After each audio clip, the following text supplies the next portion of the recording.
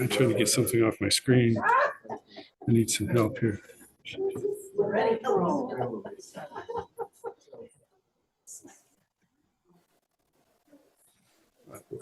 do I get this up? Oh, yeah.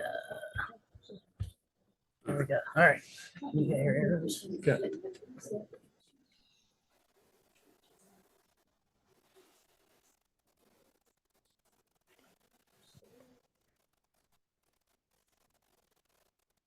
Good morning, everybody. Welcome to Adult Forum today, January 7th, 2024.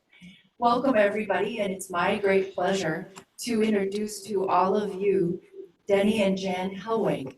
Denny and Jan Helwig have spent over 40 years in the athletic training department at the University of Wisconsin Athletics.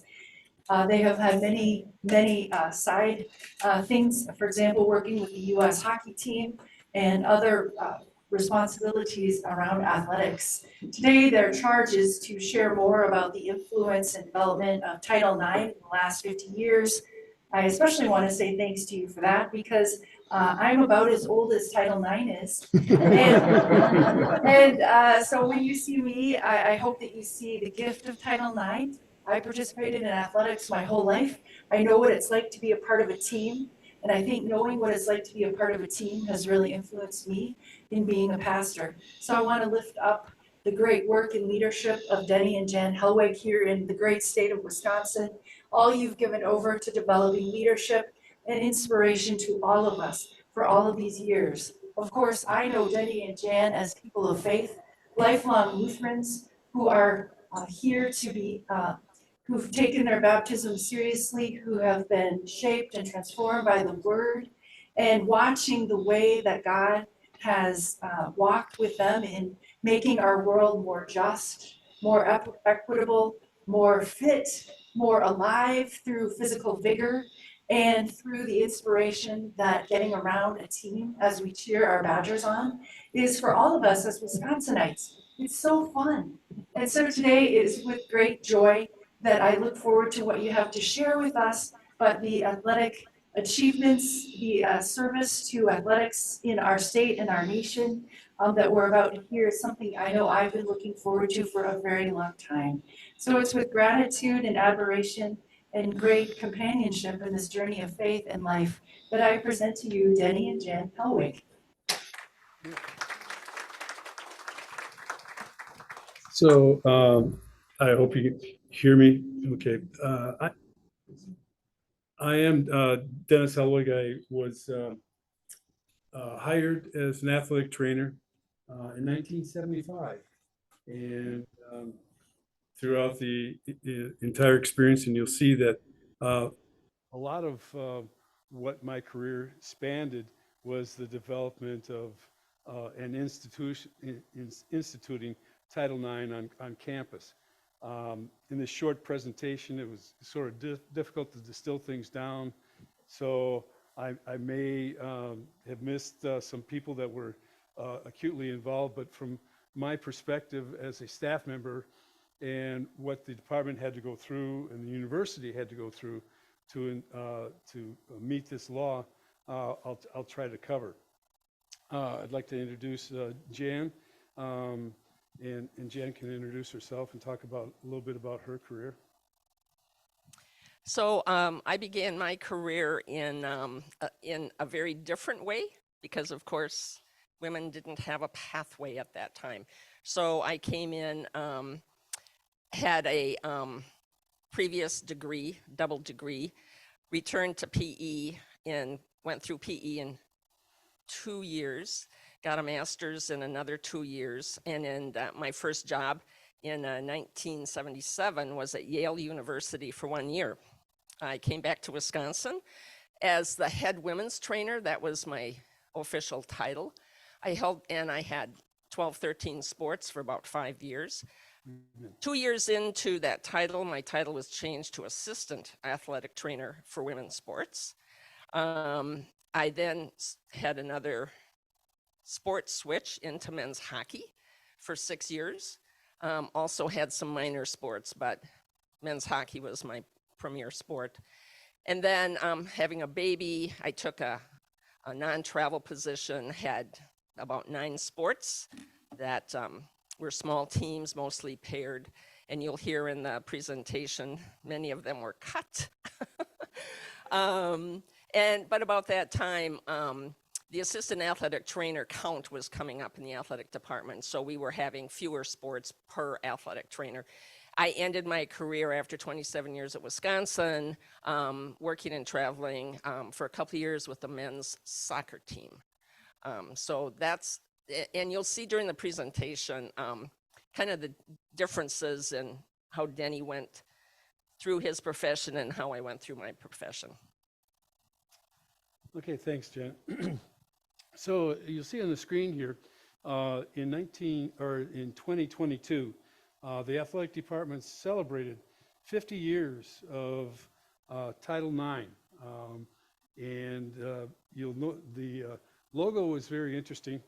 I might add that Jan was honored as one of the early influencers in the implementation of Title IX because of being hired as the women's athletic trainer and what she had done throughout her career.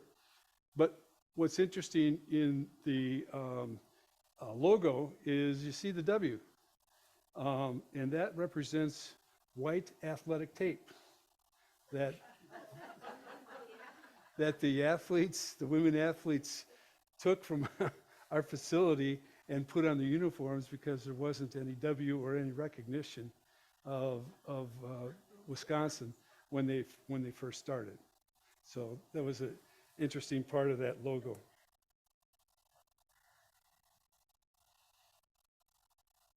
So Title IX is an expansive program. You see all the areas that it covers. Sex discrimination, sexual harassment, and so forth, that was signed in 1972. And throughout its implementation, a lot of things were developed, many things later on, but early was athletics. And I'm only going to talk about the influence on athletics today, although it had its great impact on the entire university in all these different areas. Okay, the way we were.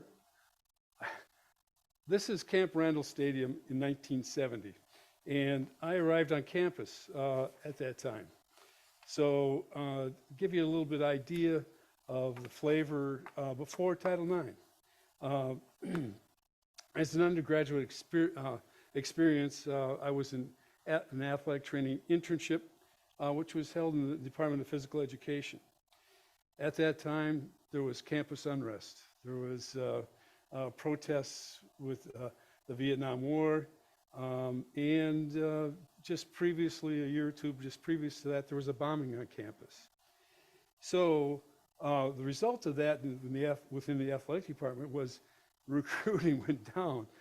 John Jardine had a very difficult time talking to parents to convince them to send their children or their football players to Wisconsin because of the threats that happened with the bombing and because of all the protests and so forth. So the department was not in a very good shape. My educational experience in physical education on campus at that time, physical education was separate for men and women. Men were on the west side of campus. The women program was in central campus down by the law school. They were all separate. They were separate in philosophy as well as sort of how they prepared their graduates. And at that time, in the athletics, a lot of the coaches in the athletic department had dual appointments in men's physical education. So other than football, many of the Olympic sports, if you will, fencing, gymnastics, and so forth, some of my professors in physical education were also coaches within the athletic department. Part of the internship was that I was working or was involved with the athletic teams, learning how to become an athletic trainer. So I was back and forth between the two of them. But the athletic experience prior to Title IX meant it was a men's only, and this was across campus. I guess I will tell you a little bit of a story.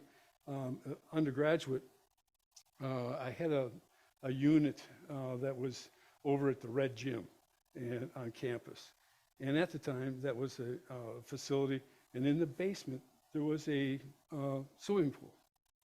So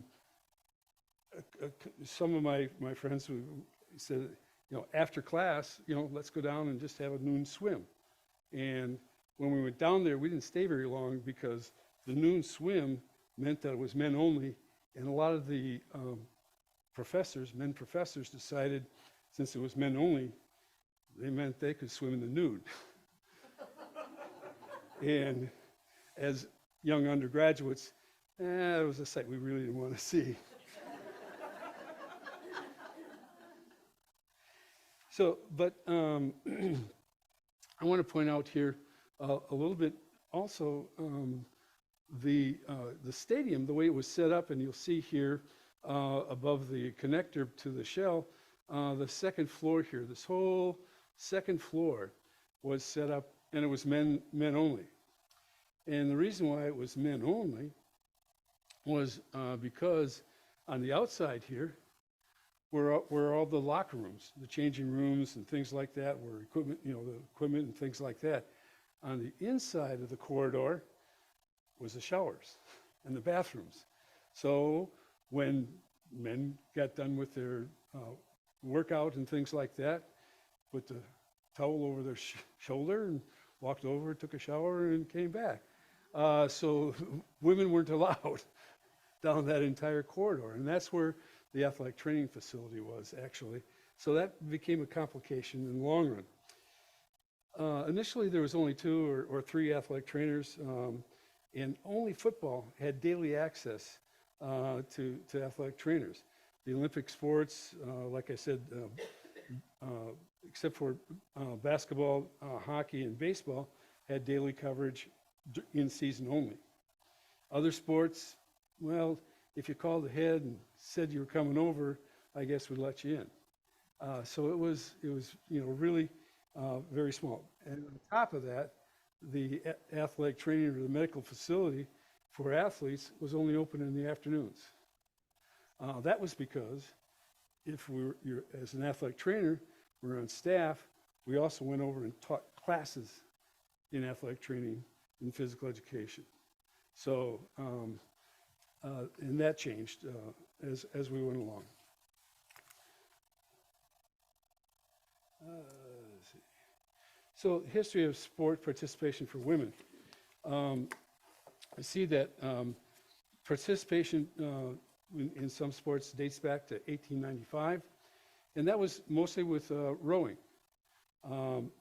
In 1897, basketball was introduced to the student body, but women's basketball at that time was a little different than women's basketball now. It was half court, and the rules were quite a bit different. In 1920, there was a lot more sports being added, but they were sort of inter-college, where Team A played Team B in a certain sport, and it really was all comers. There wasn't much coaching or practice or anything else. It was just to play. 1970 brought a more competitive type of aspect to it in terms of a defined club sport program. And this is where athletes could compete, have coaching, and would perhaps travel to another university, or it was close by, maybe go down to UW-Milwaukee or Illinois or Chicago, someplace close for a weekend and have competition. There were all sorts of sports that were started in the club sports program. So in 1970, the year and 71, 72 academic year, Kit Saunders was appointed the women's club sports coordinator for the university. And again, this was separate from athletics. She had a budget of $2,000. So I don't know how many volleyballs you can buy or how many basketballs or softball equipment. They're not very much, actually. So, and the club sport program was volunteer coaches, uniforms, if there was any, were shared back and forth between sports. The practice times were limited to either early morning or late at night because the prime time was reserved for varsity athletics or other activities in these facilities. So it was pretty much of a rough start to athletics, and you really had to want to be involved in the programs. So the development of the women's intercollegiate athletics started, in 1972. We said that the act was passed, but in 1973 a complaint was filed with the Department of Health, Education, and Welfare, and said that Wisconsin wasn't developing their women's intercollegiate athletics. So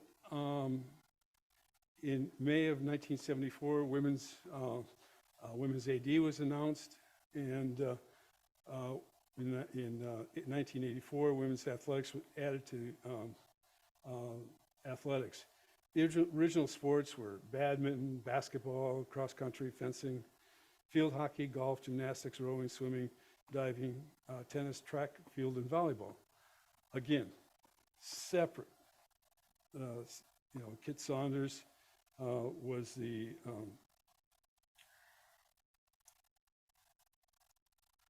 so this is Title IX in 1972 said no person in the United States shall, on the basis of sex, be excluded from participation in or be denied benefits of or be subjected to discrimination under any educational program or activity receiving financial assistance. So Chancellor Young, at the time, decided to appoint a committee to look into whether the future of women's sports in Wisconsin. That committee was a little slow to act. In 2 years, there was only 2 meetings scheduled, and the second one was canceled. So this complaint that was issued in 1973 was for flagrant violation of Title IX, and then Chancellor Young appointed a new committee.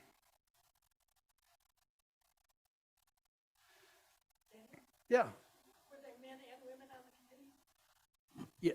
Yes. And this poster, thank you for the transition. This poster was of a panel discussion announcing all the stakeholders in that new committee and the panel discussion regarding it. And you see, people like Kit Saunders, Fred Haberman, who was chair of the athletic board at the time, Elroy Hirsch, Muriel Sloan, Serena Pondrum, just all sorts of people that were involved to talk about, the problems with instituting women's athletics. The report is that the meeting was quite raucous and ended in a lot of invectives directed back and forth, and didn't get a whole lot done. But a lot of steam was put out regarding that. So Kit Saunders, she was a very key player in getting women's sports added to Badger athletics. I would say Kit was masterful in what she did. She incorporated, rather than trying to be separate and wanting to go her own direction, she looked for ways to include and involve other people, tried to find allies. One of her early allies within the department was Otto Breitenbach. And there in across campus, the involvement, trying to work within the system and develop women's athletics that way. Other key promoters were Muriel Sloan, chairwoman of women's PE. Ruth Blair was professor of neuropsychology that studied the effects of sport participation, and assistant chancellor Serena Ponder. Her initial budget for 12 sports was, again, $12,000. So not many uniforms you can buy, not many, as I said, not many volleyballs or things like that. But that was initially. And she, through her work within the program, steadily increased her budget. I show this picture. This is the 1974 women's track team. No uniforms. You can see one of the athletes even promoted Yale. But they basically wore what their own personal items, and didn't have anything identified with athletics. This was a stolen T-shirt from the men's side that was Wisconsin Athletic Department, and those at the time were rather crude to begin with, because they were just a shirt or a sweatshirt, and they actually had stencils in the equipment room, and they used red paint and stenciled on each and every one. These were not manufactured. These were actually made with red paint, and so they were a little rough and as they but got better as they were laundered.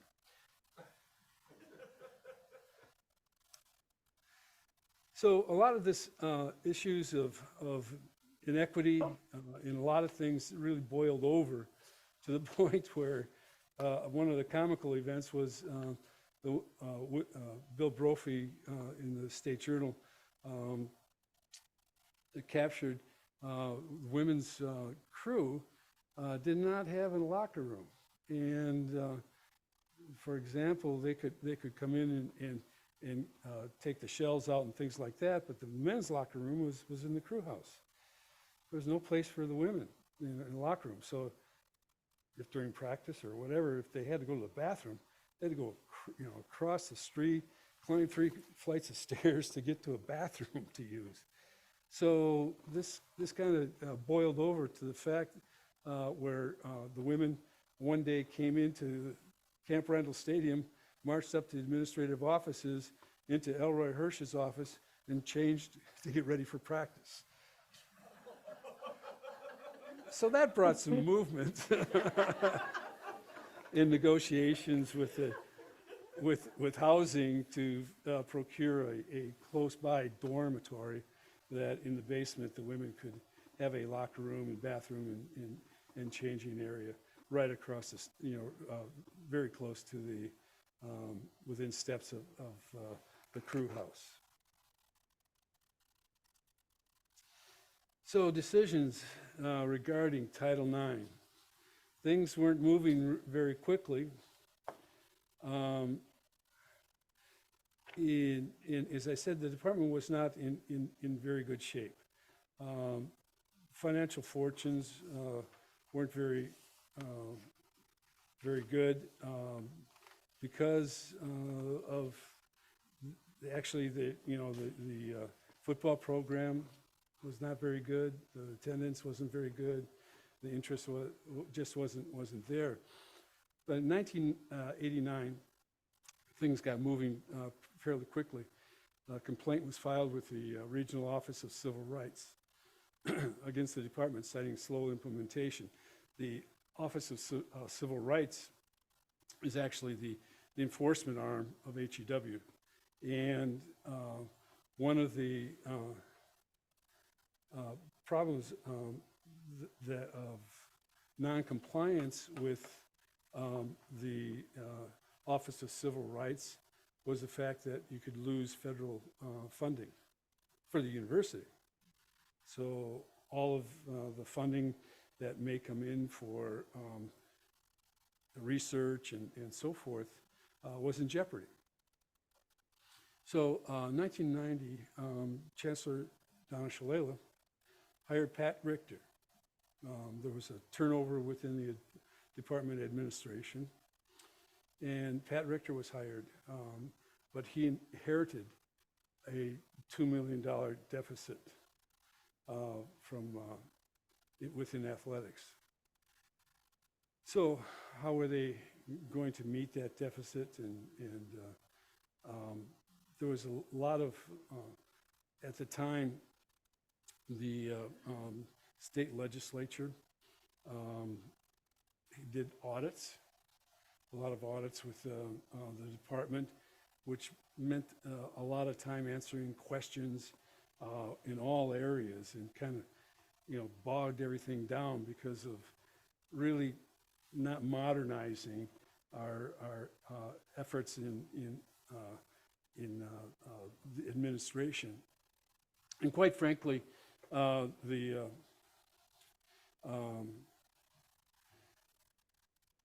when Pat inherited this $2 million,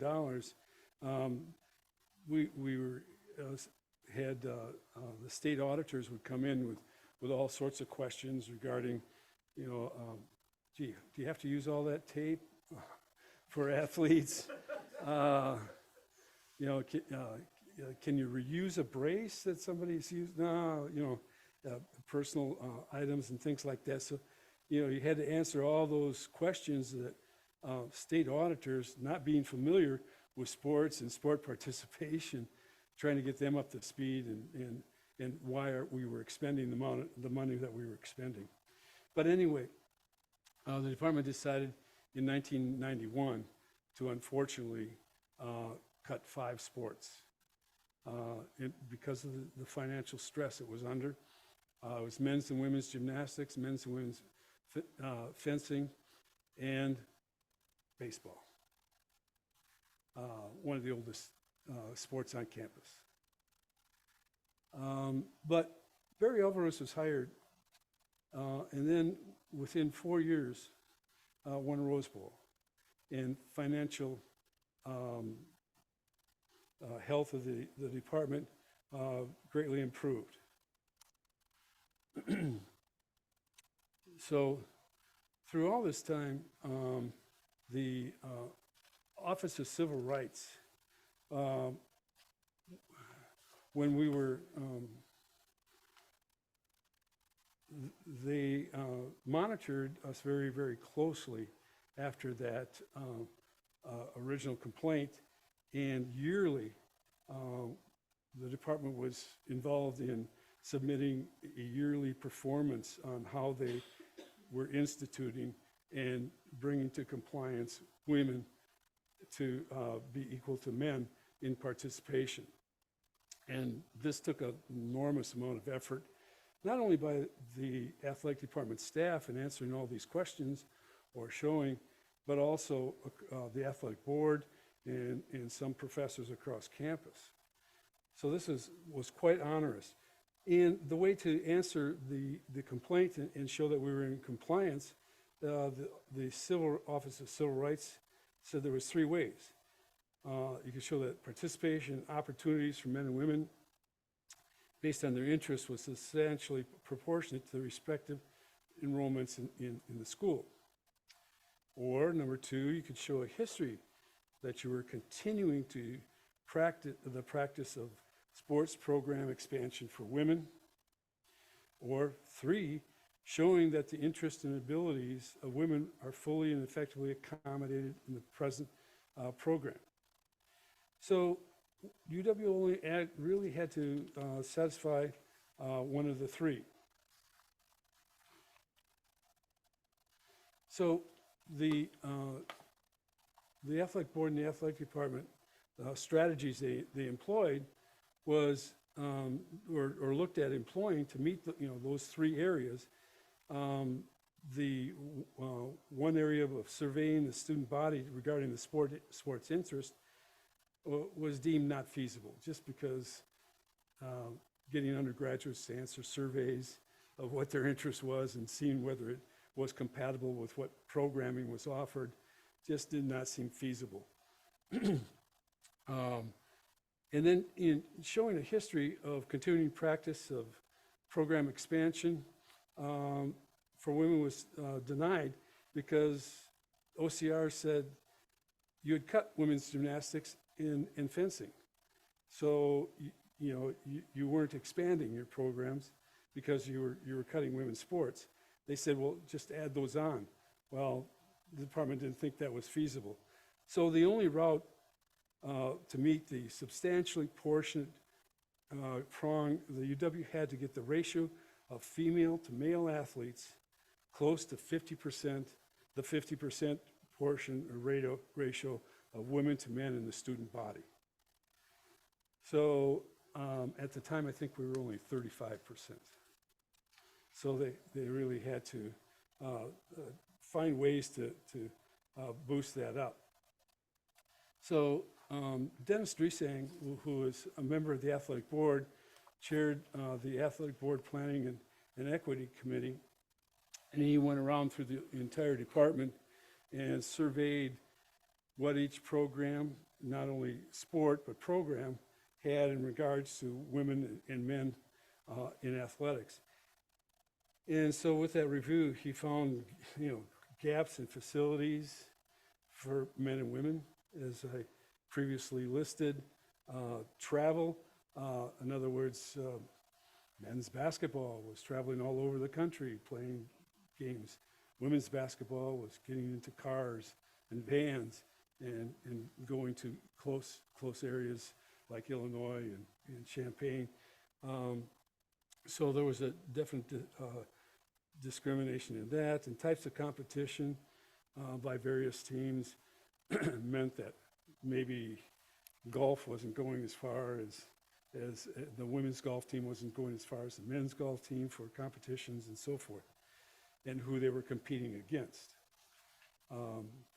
So it was decided that the following actions would be taken, that roster management would take place in order to increase the ratio of women to men. Meant that some teams had to reduce their numbers. Football was reduced from 120 to 105 members. Now, at the time, even prior to that, places like Nebraska would have 300 people, 300 men out for football. They would have Team A, JV Team A against JV Team B, and they would do inter-squad, games, but they would have all these people in preparation for the varsity.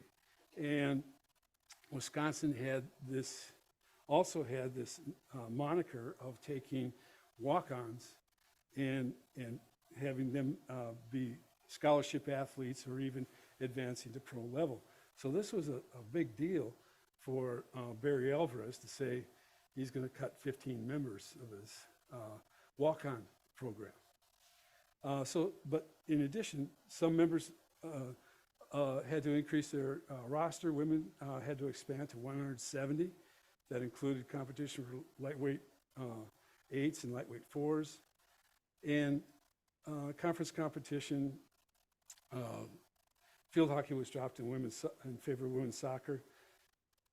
Softball was added in 1994, women's hockey in 1999. That gave women's teams, there was 12 women's teams and a total of 11 men's teams, totaling 23.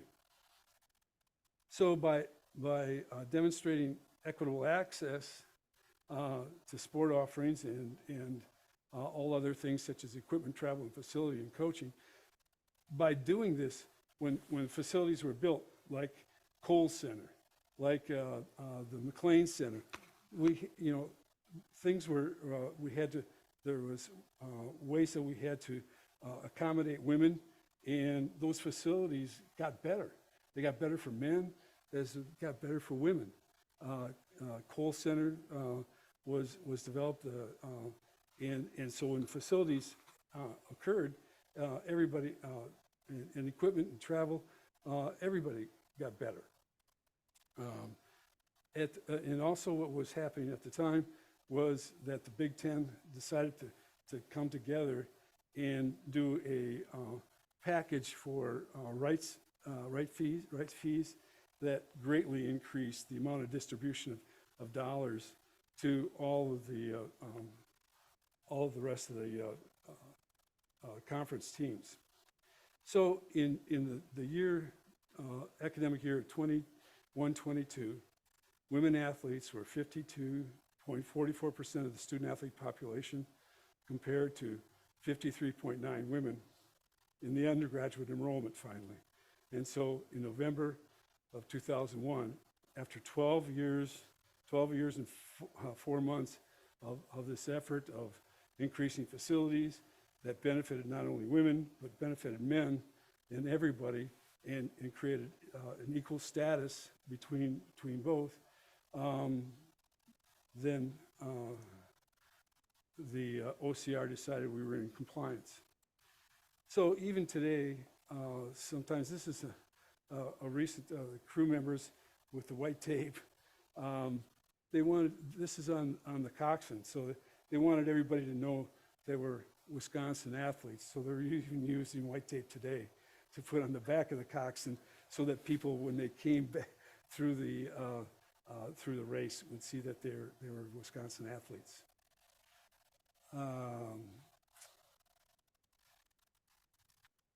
So these are the references I used. There was a lot from the athletic department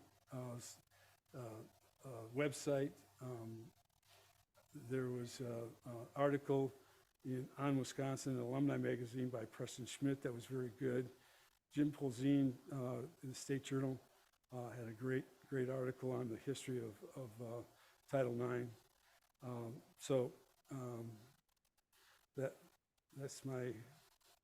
That's my presentation. Jan was all part of that as things changed around. As I said, the integration of the administration changed to so that the administrators, instead of a women's program and a men's program in budgeting, they changed the administration so that paired sports would report to one administrator. And so that administrator was in charge to make sure that things were equal as they went along. So I took advantage of that at any time I could when we were building facilities, to make sure that women had complete access, and that we had expansion of not only athletic trainers, but also team physicians, negotiating with the hospital to get women team physicians so that they could attend to the women. We also was early. I hired as an assistant working with football, Barb Pearson, a woman, one of the earliest women to work with the men's sport in the Big Ten. Jan, as she mentioned, was early working, was able to assign her to men's ice hockey. That was at a time when I was working with ice hockey, but I had left for the 1984 Winter Olympics.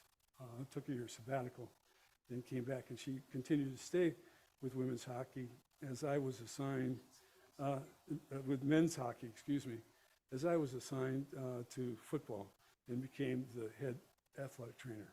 So a little history of everything and how we, but over here, and you can come up and take a look, you see, as I said, the expansion of everything got better. I brought over a collection of my rings.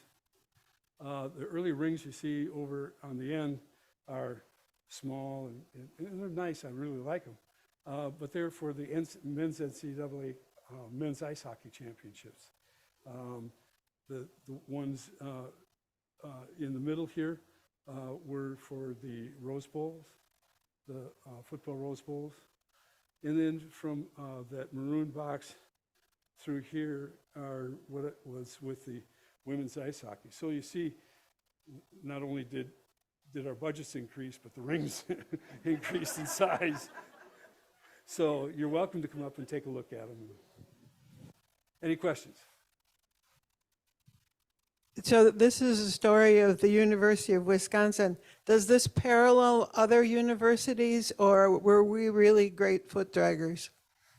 Well, yeah, everybody was kind of foot draggers in the beginning because there was this general hue and cry you would hear saying that it was going to doom, collegiate sports.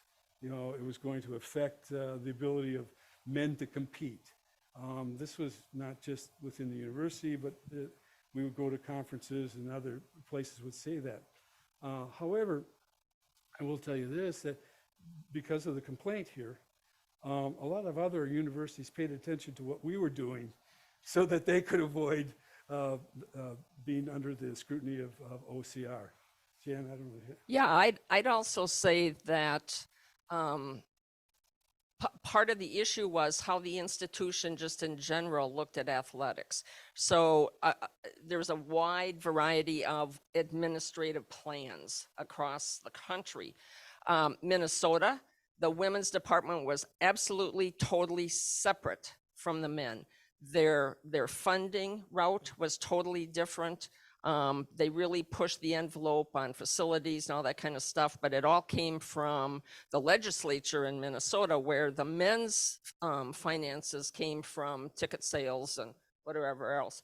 Whereas Wisconsin, because of Kit Saunders and Otto Breitenbach being really good collaborators, they looked at initially having a cohesive department.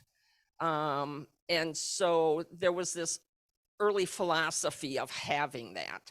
So even though they were dragging their feet, the university was dragging its feet and becoming compliant, I think the ground floor was there for them to move actually quicker. I think they could have moved a lot faster than they did just because of that collaborativeness.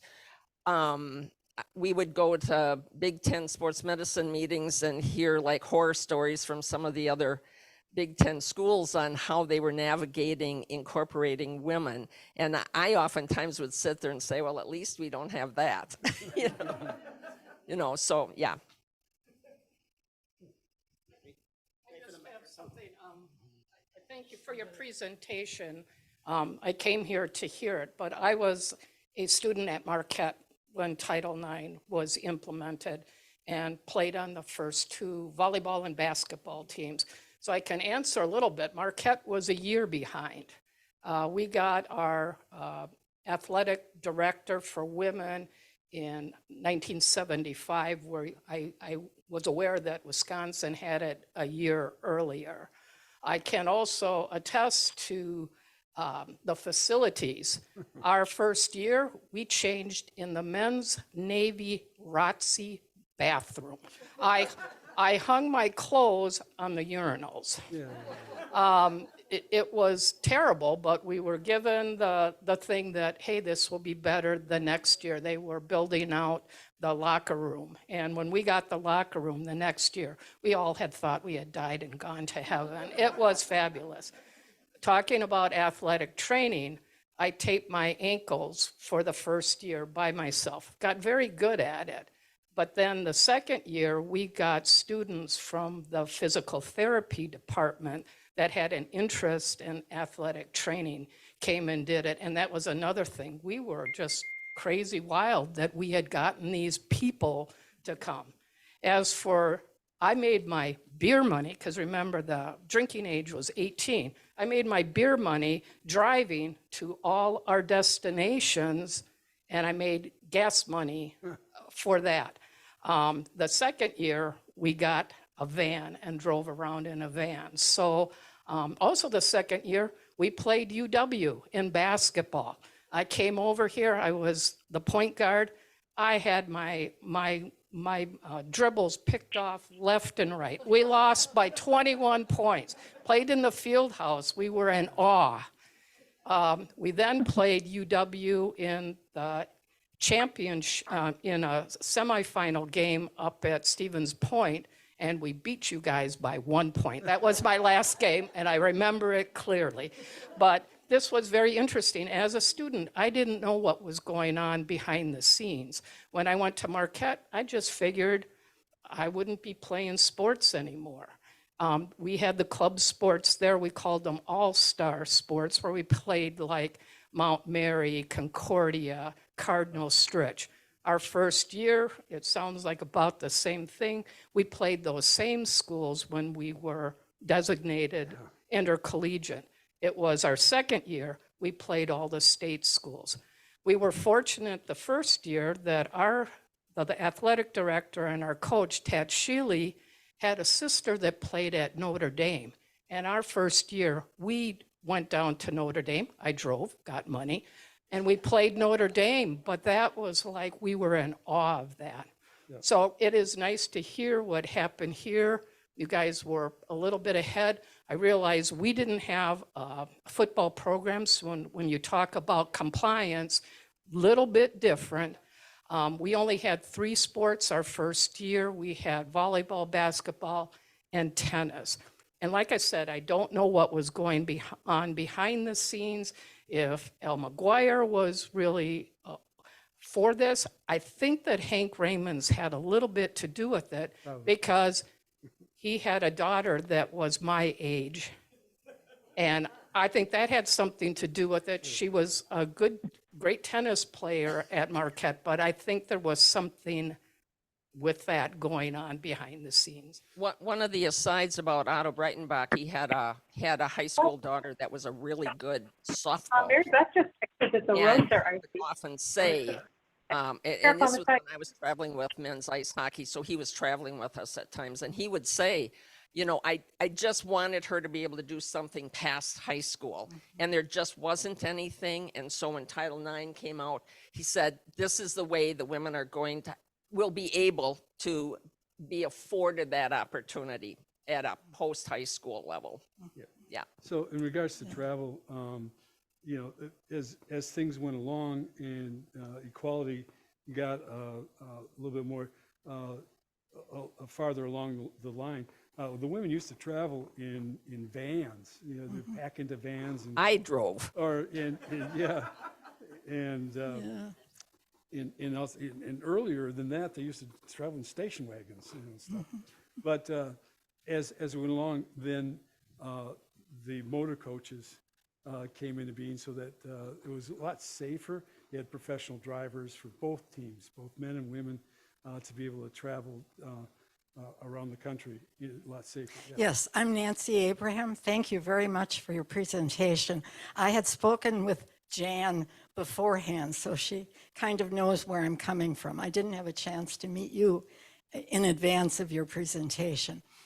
So it was great. It was great for me to hear that, because I had been the co-chair of the Association of Faculty Women's first affirmative action report with recommendations to the University of Wisconsin.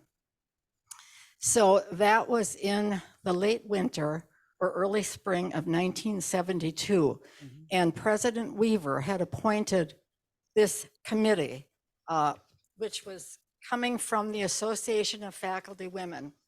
And our mission was to have a full report with recommendations by the time President Nixon signed Title IX's regs 11246. I'll never forget the arrangement of those numbers.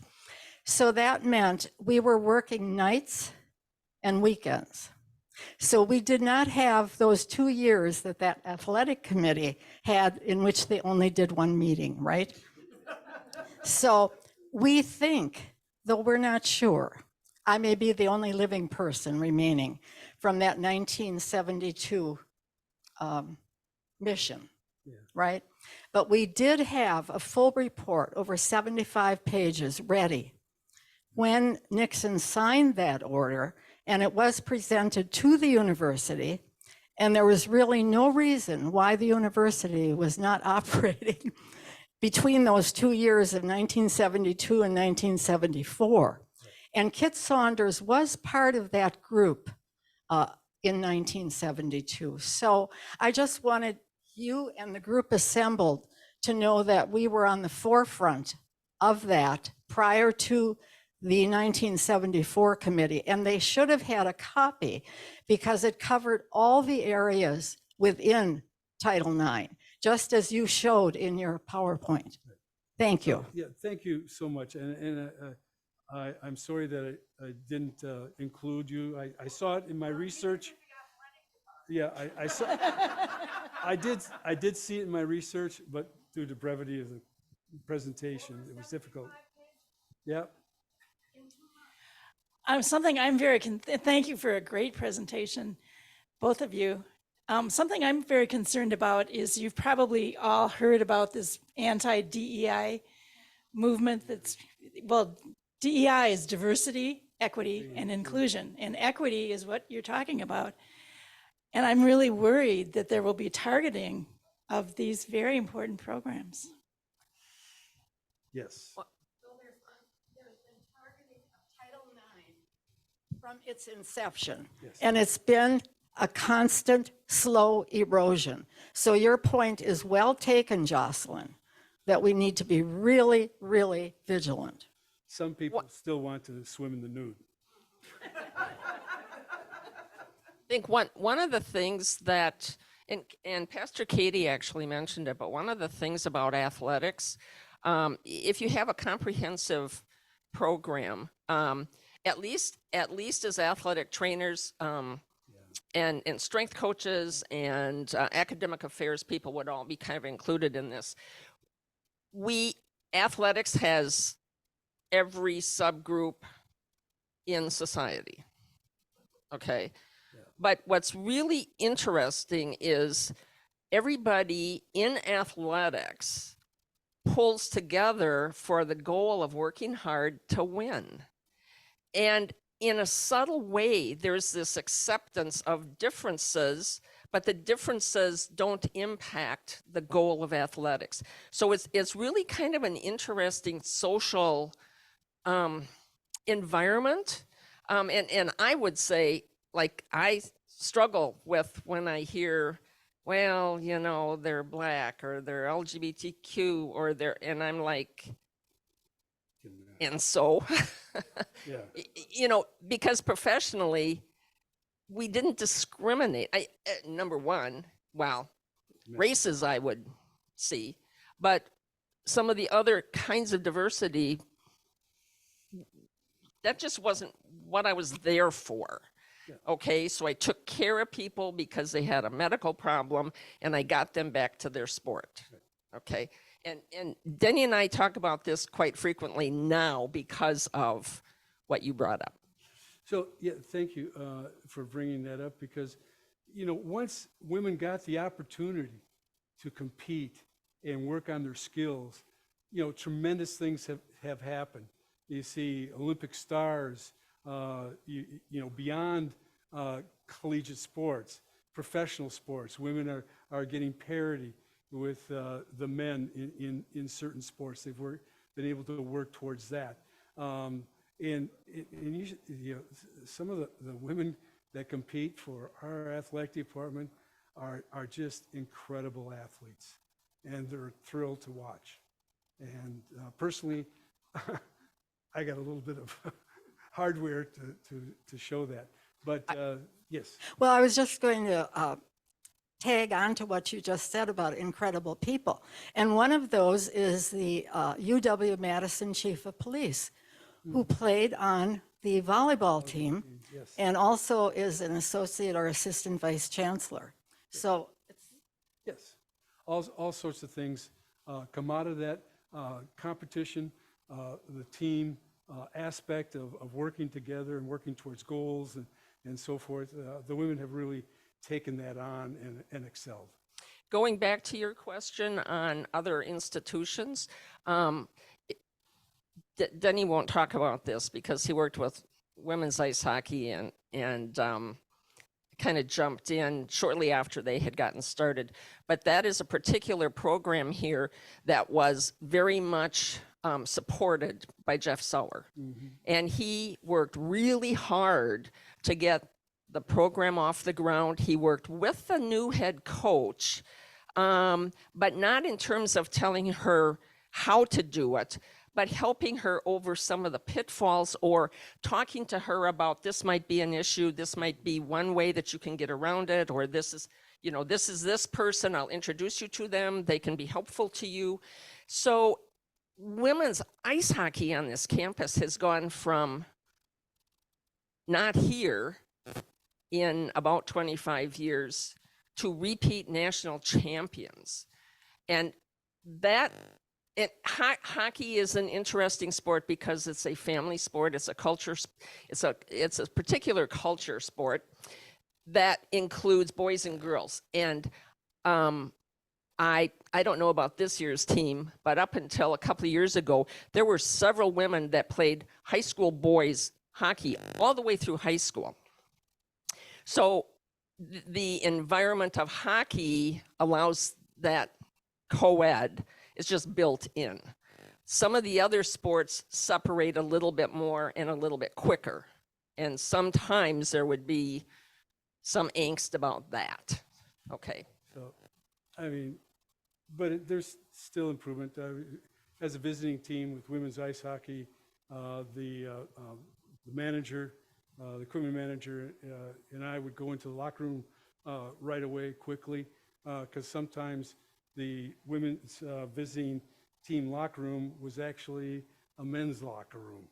And so what we quickly would do is take a sheet and tape up and put it in front of the urinals.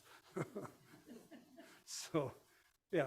One other interesting thing I think that's happening is that we've become volleyball fans, is the media attention, Yes. the broad media attention to women's volleyball. Yep. And I can't help but think that's a good thing for Well, women's sports. yeah, not only the media attention, but the spectator that come out to see women participating is tremendously and has grown quite a bit. And see that now women's ice hockey is there's a professional league because it's the ability of being able to pull in spectators. Women's basketball, NBA basketball, pulls in spectators. Would you talk just a bit more about perhaps how you made decisions or how decisions were made about what sports to cut? I was at La Follette at the time that was happening, and our boys volleyball coach was quite upset because, or gymnastics, I'm sorry, misspoke. Gymnastics was one of the things. And I'm just curious whether there were, what kinds of decisions or what kinds of criteria were used in making that decision? Yeah, thoughts were flying around about what sports were.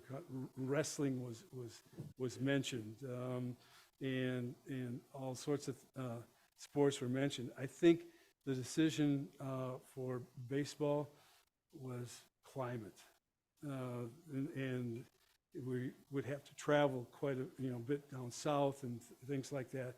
And that budget for travel down south for spring training, for competitions. And then they had softball, which had the same issues. but nonetheless, that was one of the things that I think pushed it over for baseball. And fencing, there's not the Ohio State, and maybe there wasn't a lot of Big Ten sports with fencing. They'd have to go out east a lot for competitions. Gymnastics, I can't, there was a lot of Big Ten teams, so they just, was one of the sports that I don't think had a lot of fan interest. And that might have entered into that decision. I don't that- know. Yeah, yeah. So That year, I was working with men's and women's gymnastics, and it was a horrible year for them, the entire year. And there were all these rumors flying around, and, you know, the coaches weren't particularly adept at like politically handling stuff. I mean, that was kind of across the board, but it was tough on the coaching staff. It was tough on the it athletes was, yeah. because it didn't seem like there was a hard objective criterion what they were looking at. Yeah. And so it was hard for a lot of people to understand when they finally came down with the choices. Like, how did that happen? There was a big meeting where these coaches were allowed to come in and present the reasons why they shouldn't be cut. And I'll never forget Steve Land. His presentation was unbelievable. Yes, you know, and Steve was a high school teacher up at West. And so he knew he had various abilities in presentation. He used a pretty forceful one. I think Denny and I sat there, we were there just kind of watching this. And it's like, you know, I bet there's a bunch of people in the athletic board that haven't heard this tone of voice for a very long time. Yeah. Yeah. So, Yeah, thank you.